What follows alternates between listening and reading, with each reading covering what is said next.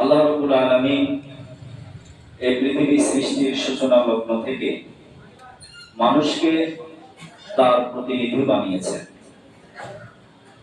মানুষ চায় এই জমিনে আল্লাহ রাব্বুল আলামিনের আধিপত্যই থাকবে, আর আল্লাহ সেটা চান। ঠিক কিনা বলেন? আল্লাহ চান আধিপত্য, ক্ষমতা এবং কর্তৃত্ব একমাত্র কার হাতে? আল্লাহ। মানুষ যেন সেটাই সর্বাবস্থায় মেনে নেয়। এবং আমরা জানি যে স্বাধীনতার পর থেকে আজ পর্যন্ত এই 5ই আগস্টের পূর্ব মুহূর্ত পর্যন্ত প্রায় শত বছর পার হয়েছে। 54 থেকে 55 বছর আমরা অতিক্রম করেছি, কিন্তু তারপরে আমরা আধিপত্যবাদ থেকে মুক্ত হতে পেরেছি না। এজন্য আমাকে আজকে একজন মুসল্লি, তিনি আমার অত্যন্ত ঘনিষ্ঠ মানুষ, একটু আগে আমাকে ফোন দিয়ে বলেছেন, হুজুর আজকে একটু আধিপত্যবাদ কাকে বলে এই বিষয়ে আলোচনা করবেন। আমি অন্য বিষয়ে আলোচনা করার চিন্তা করেছিলাম। উনি যখন এই কথা বলেছেন, তার কথায় আমি একটু অনুপ্রাণিত হয়েছি, জানা এটা বলা দরকার। ঠিক কিনা বলেন? আধিপত্যবাদ এটা একটা বাংলা শব্দ, যার আরেকটি একার্থবোধক শব্দ হলো জুলুম, কারোর উপরে জোর করে ক্ষমতা প্রয়োগ করা, নিজের ক্ষমতার অপব্যবহার করে কোন একটা গোষ্ঠীকে তার নিয়ন্ত্রণে নেওয়াটাই হলো আধিপত্যবাদ। আমরা জানি যে ওসমান হাদি ঠিক এরকম সকল প্রকারের আধিপত্যবাদের বিরুদ্ধে তিনি সোচ্চার ছিলেন। অন্যায়ের বিরুদ্ধে সোচ্চার ছিলেন, ন্যায়ের পক্ষে সোচ্চার ছিলেন। ঠিক কিনা? জুলুমের বিরুদ্ধে সোচ্চার ছিলেন। কোন জুলুম, অন্যায় এবং অপরাধ সংঘটিত হলে এরকম হাদির মতো আরো লক্ষ লক্ষ কোটি কোটি মানুষ সোচ্চার থাকে। তার ভিতরে সে অল্প সময়ের মধ্যে আমাদেরকে দেখিয়ে দিয়েছেন যে জীবনটা সংক্ষিপ্ত। এই সংক্ষিপ্ত সময়ে যদি আমি একটু ভূমিকা রাখতে পারি, তাহলে আমি মরে যেতে পারি, আমি দুনিয়া থেকে বিদায় হতে পারি, কিন্তু আমার এই ত্যাগে অনুপ্রাণিত হয়ে লক্ষ লক্ষ নয়, কোটি নয়, শত কোটি হাদির জন্ম দুনিয়াতে হবে। ঠিক কিনা? এজন্য এক হাদি আমাদের লোকান্তরে, আমরা এখন তাকে দেখবো না, সরাসরি সে কথা বলতে পারবে না, কিন্তু তার যে চেতনা, তার যে প্রেরণা, তার যে অবস্থান, তার যে শক্তিমত্তা, তার ভিতরে যে আদর্শ, এর পেছনে কারণ দেখি। পেছনের কারণ হলো তার শিক্ষা। যেরকম কি শিক্ষা। এই হাদি একজন মাদ্রাসার ছাত্র, জানেন কিনা? মাদ্রাসা থেকে লেখাপড়া করে সে ঢাকা বিশ্ববিদ্যালয়ে ভর্তি হয়েছে পলিটিক্যাল সায়েন্সে। যেহেতু আমিও বিশ্ববিদ্যালয়ের ছাত্র, সে বঙ্গবন্ধু হলে অ্যাটাচ ছিল, আমি জিয়াউর রহমান হলে অ্যাটাচ ছিলাম। আমাদের অনেক জুনিয়র, আমি সেই 2010 সালে মাস্টার্স দিয়ে আসছি, তারা বর্তমান ছাত্র ছিল। তো তখন থেকে ছাত্র জনতার মধ্যে যারা আমরা মাদ্রাসার ব্যাকগ্রাউন্ড নিয়ে বিশ্ববিদ্যালয়ে ভর্তি হয়েছি, আমি শুধু আপনাদেরকে একটি তথ্য দিতে চাই যে এর আগে আমরা শুধু দেখতাম মূলধারা, বাংলাদেশের মূলধারার শিক্ষাকে মনে হয় স্কুল, কলেজ এবং বুয়েট, মেডিকেল, এগুলোকে মূলধারা মানুষ মনে করে থাকে, যার কারণে কোন কালে ভদ্রে কেউ যদি শখ করে সন্তানকে মাদ্রাসায় পড়ায়, ক্লাস 9 এর পরে সে সায়েন্স নিয়ে সে আবার কলেজে চলে যায়, কারণ সে মনে করে যে মাদ্রাসা তো মূলধারা না। এবং আরেকটি কারণ হলো যে সরকারি, বেসরকারি, পুলিশে, সেনাবাহিনীতে, নৌবাহিনীতে এবং ভালো ভালো চাকরির ক্ষেত্রে কলেজের সার্টিফিকেটে যেভাবে মূল্যায়ন করা হয়, মাদ্রাসাকে সেভাবে মূল্যায়ন করা হয় না। এই কারণে তার ভিতরে একটা হীনমন্যতা ছিল। এ থেকে সে মাদ্রাসা থেকে বিদায় নিয়ে সে কলেজে আসে, বিশ্ববিদ্যালয়ে ভর্তি হয়। কিন্তু আমি যেটা দেখলাম, বিশ্ববিদ্যালয়ে ভর্তি হওয়ার পরে একজন মাদ্রাসার ছাত্র আরেকজন জেনারেল ছাত্র, দুজনের চলাফেরা, কথাবার্তা, উঠা বসায়, আচার আচরণের লেনদেন এবং মধুর ক্যান্টিন থেকে শুরু করে একেবারে টিএসসি, অপরাজয় বাংলা বিশ্ববিদ্যালয়ের প্রত্যেকটা জায়গায় যেখানে জেনারেল ছাত্রদের সাথে আমাদের সাথে ওঠা বসা হয়েছে, তারা সব জায়গায় আমাদেরকে বস মেনেছে। এটা আপনারা বিশ্বাস করেন? প্রত্যেকটা জায়গায় তারা আমাদেরকে প্রতিনিধি বানিয়েছে, প্রত্যেকটা জায়গায় তারা আমাদের হাতে নেতৃত্ব দিয়েছে। তারা বুঝতে পেরেছে যে যাদের ভিতরে কোরআনের শিক্ষা আছে, যাদের ভিতরে নীতি নৈতিকতার শিক্ষা আছে, সে আর যাই হোক না কেন তার দ্বারা ওই ক্যান্টিনের খাওয়া চলবে না। সে অন্যায়ভাবে কোনো শিক্ষকের সাথে বেয়াদবি করবে না। সে হলের কর্মচারী মামাদের সাথে কখনো প্রকারের খারাপ আচরণ করবে না। এই আমাদেরকে দেখে তারা অনুপ্রাণিত হয়েছে। হায় হায়, আমরা এগুলো তো কখনো শিখি নাই। আজকে আরেকটা দৃষ্টান্ত দিলে ভুল হবে না, যে বাংলাদেশের শ্রেষ্ঠ বিদ্যাপীঠ ইঞ্জিনিয়ারিং বিশ্ববিদ্যালয়, নাম কি? বুয়েট। এই বুয়েটে তার সহকর্মী, তার সহযাত্রী, তার সহপাঠী, তার ক্লাসমেটদের দ্বারাই আঘাতপ্রাপ্ত হয়ে অত্যন্ত নির্মম ভাবে শাহাদাত বরণ করেছে। তার নাম কি? আবরার ফাহাদ। এই আবরার ফাহাদের কিলার যারা, তারা কিন্তু কেউ মাদ্রাসার ব্যাকগ্রাউন্ডের ছিল না। ছিল? প্রত্যেকেই আব্দুল্লাহ মোল্লা স্কুলের মধ্যে এরকম মানে নরমাল স্কুলে পড়ালেখা করে নাই। তারা প্রত্যেকেই দেশের খ্যাতনামা স্কুলে, কলেজে অত্যন্ত মেধার স্বাক্ষর রেখে গোল্ডেন এ প্লাস, সব সাবজেক্টে এ প্লাস পেয়ে তারা পরীক্ষা করতে হয়েছে। কিন্তু তারপরেও কোন শক্তি, কোন অনুপ্রেরণা তাদেরকে এভাবে উৎসাহিত করেছে নিজের সহপাঠীকে একেবারে আঘাত করতে করতে ক্রিকেটের স্টাম্প দিয়ে মারতে মারতে মারতে তাকে দুনিয়া থেকে বিদায় নিতে হবে? এটা কি কারণে? তাদের মধ্যে কোরআনের শিক্ষা ছিল না। ঠিক কিনা বলে? নীতি নৈতিকতার শিক্ষা তাদের মধ্যে ছিল না। চারিত্রিক শিক্ষা তাদের মধ্যে না থাকার কারণে তারা এই মূল ধারার শিক্ষা বিবর্জিত হওয়ার কারণে নিজের সহপাঠীকে এইভাবে নির্মম ভাবে হত্যা করেছে। এটা শুধুমাত্র সেটা নয়, আমরা ঐশীর ঘটনা জানি। বাংলাদেশে এরকম হাজার হাজার ঘটনার জন্ম দিয়েছে। আজকে শুধুমাত্র আমাদের উপলব্ধি আসা দরকার। আমি যে আমার সন্তানকে নিয়ে গর্ব করব, ছেলে আমার ডাক্তার, ছেলে আমার ইঞ্জিনিয়ার, ছেলে আমার কানাডাতে পিএইচডি করছে, ছেলে আমার আমেরিকান বিশ্ববিদ্যালয়ে পড়ছে, কিন্তু আমাদের গর্বের জায়গা সেটাই যে আমার সন্তানকে একজন চরিত্রবান হচ্ছে কিনা, আমার সন্তান একজন আদর্শবান হচ্ছে কিনা, আমার সন্তান একজন আধিপত্যবাদ বিরোধী হতে পারছে কিনা, আমার সন্তান একজন ন্যায়ের পক্ষে সোচ্চার হতে পারলো কিনা, আমার সন্তান একজন সত্যের পক্ষে প্রতিবাদী কণ্ঠস্বর হতে পারলো কিনা। এটাই আমাদের দেখার কথা, কিন্তু আমরা এটা দেখি না। ঠিক কিনা বলেন? আমি আমার কথাগুলো ভিতর থেকে উপলব্ধি করেছি। এবং গতকালকে বিশ্ব আরবি ভাষা দিবস ছিল, আন্তর্জাতিক মাতৃভাষা ইনস্টিটিউটে, সেখানে আমাদের প্রোগ্রাম ছিল। আরবি বিশ্ববিদ্যালয়ের সম্মানিত ভিসি মহোদয়, মাদ্রাসা শিক্ষা বোর্ডের সম্মানিত চেয়ারম্যান সহ বাংলাদেশের শীর্ষস্থানীয় অনেক ওলামায়ে কিরাম সেখানে শরীক ছিলেন। তো মাদ্রাসা বোর্ডের চেয়ারম্যান মহোদয় একটি কথা বলেছেন যে স্কুল কলেজে ব্যবসায় শিক্ষা চালু আছে, অর্থাৎ কমার্স। এই 2026 সাল থেকে মাদ্রাসা বোর্ডেও ব্যবসায় শিক্ষা চালু হবে বলে আলহামদুলিল্লাহ। এজন্য কোন মাদ্রাসার ছাত্রকে আর কলেজে যেতে হবে না।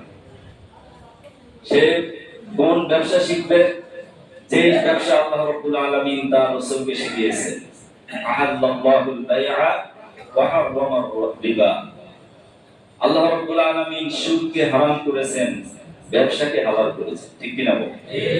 এই হালাল উপায়ে একজন মানুষ কিভাবে সে কোটিপতি হবে, কিভাবে সে সচ্ছল হবে, কিভাবে সে স্বাবলম্বী হবে, কিভাবে সে সমাজে মাথা উঁচু করে দাঁড়াবে, এই শিক্ষা মাদ্রাসায় দেওয়া হবে। ঠিক কিনা বলে?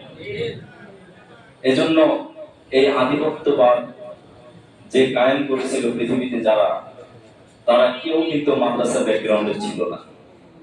এই কারণে বিশ্ববিদ্যালয়ে এই 16-17 বছরের ফ্যাসিবাদ আমলে এমন কিছু প্রতিবাদী কণ্ঠ বের হয়েছে, তারা এতদিন ওই সময় গোপন ছিল, ভিতরে ভিতরে তারা কিন্তু সংঘবদ্ধ হয়েছে।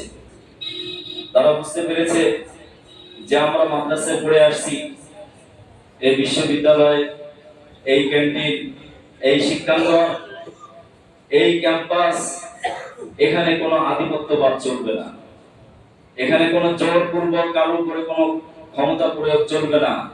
এখানে থাকতে হবে ইনসাফ, এখানে থাকতে হবে ন্যায় নীতি, এখানে থাকতে হবে আদর্শ। আর আদর্শ শিখায় কে? আল্লাহ রাব্বুল আলামিন। এজন্য মুহতারাম হাজিরিন, পৃথিবীতে সবচেয়ে বড় আধিপত্য কায়েম করেছিল ফিরআউন। তার নাম কি?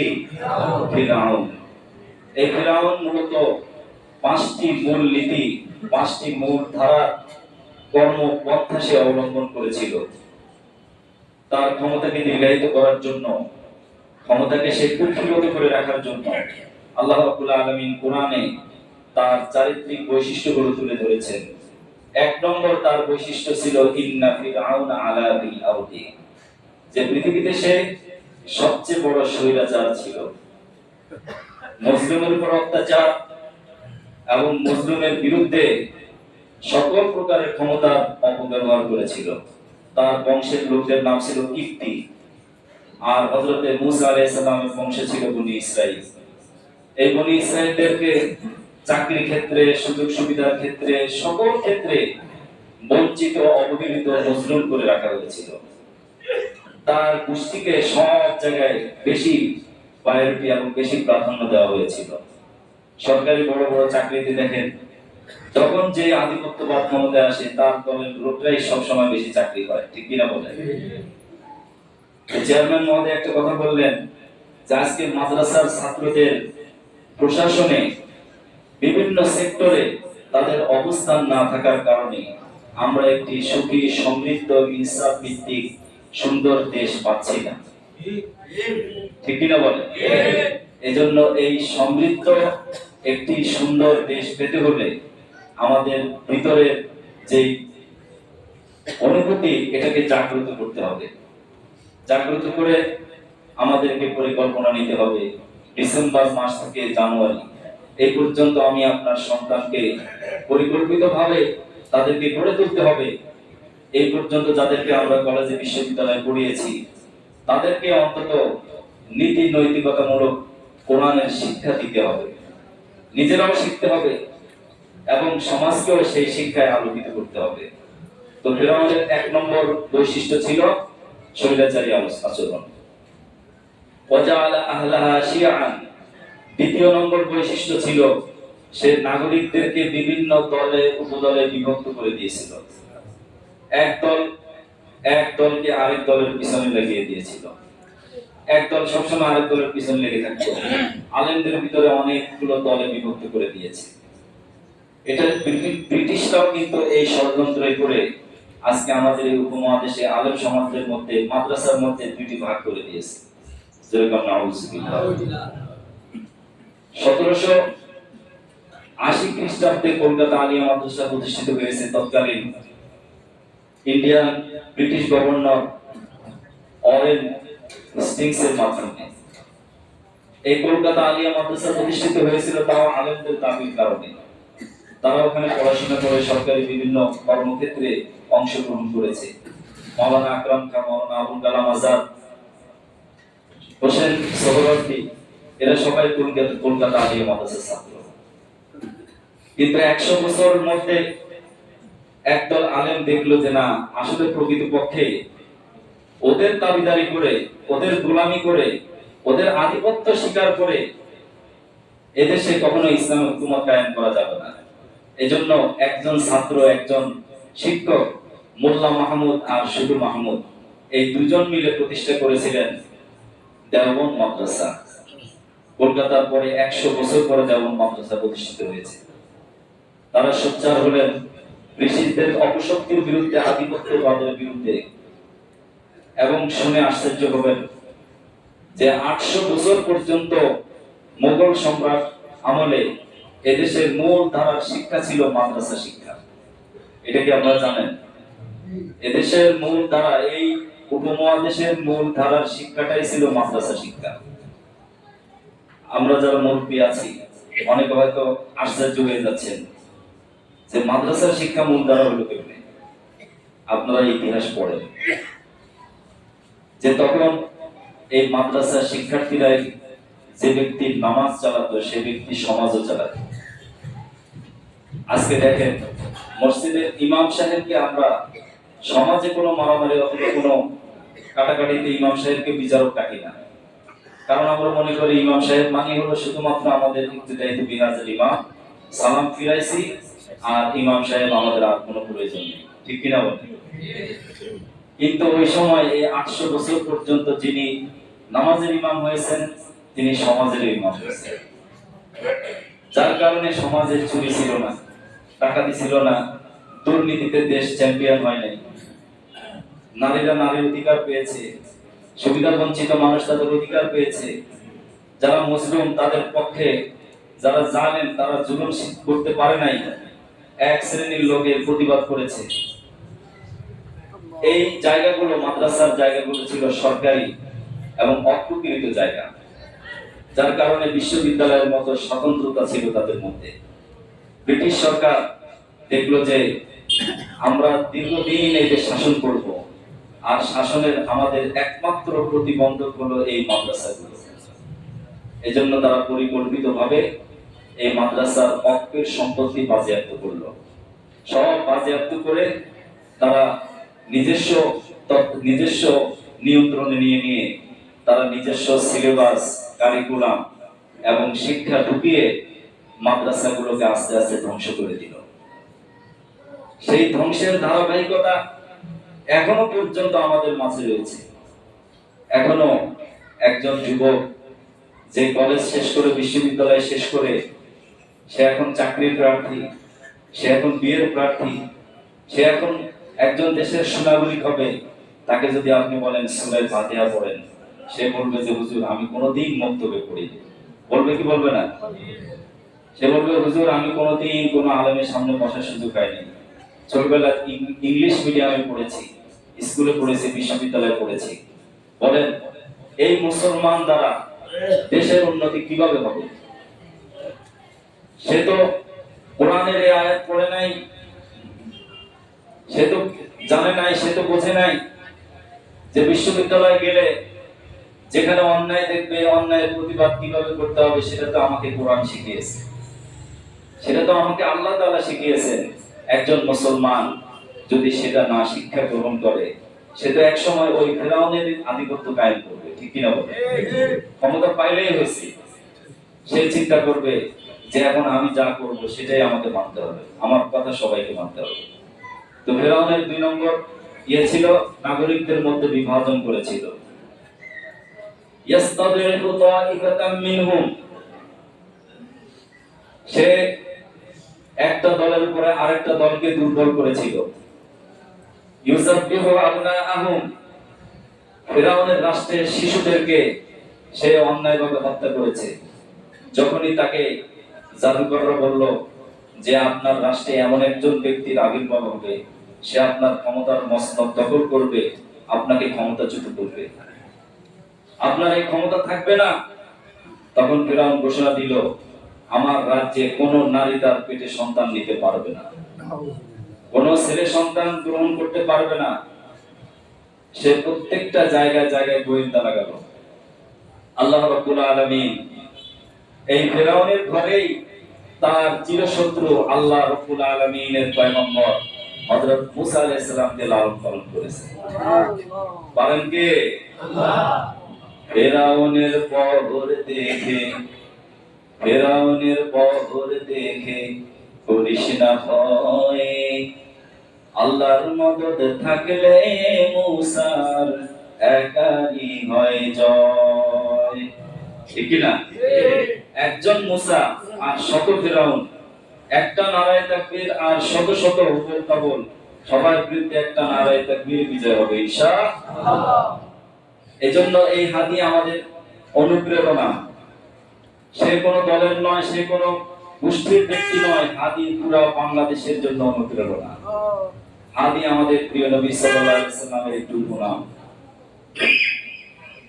সে উপলব্ধি করেছে যে এই দেশ যদি গঠন করতে হয় তাহলে একদল ন্যায়নিষ্ঠ ইনসাফগার আদর্শ নাগরিকের প্রয়োজন।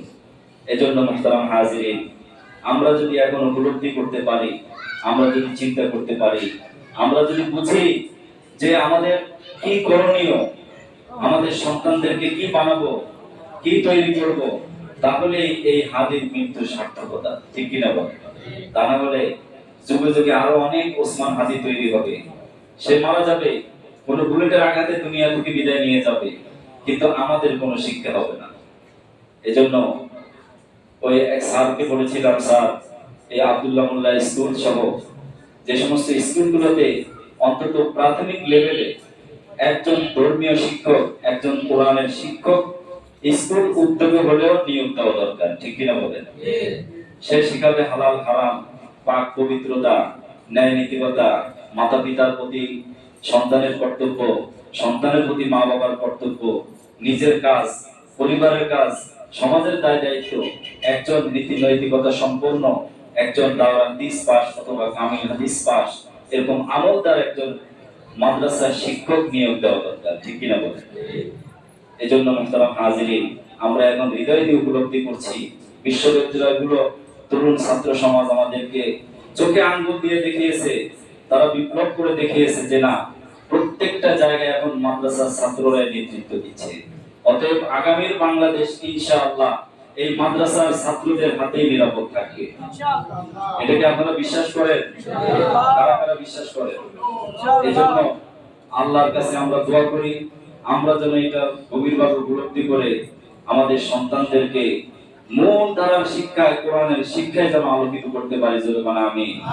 যেমন ওসমান হাদিকে যেন আল্লাহ তাআলা হযরতে আমির হামজা, তিনি সাইয়্যিদুশ শুহাদা, হযরত আমির হামজার কাতারে শামিল করে নেন, বলি আমিন। তার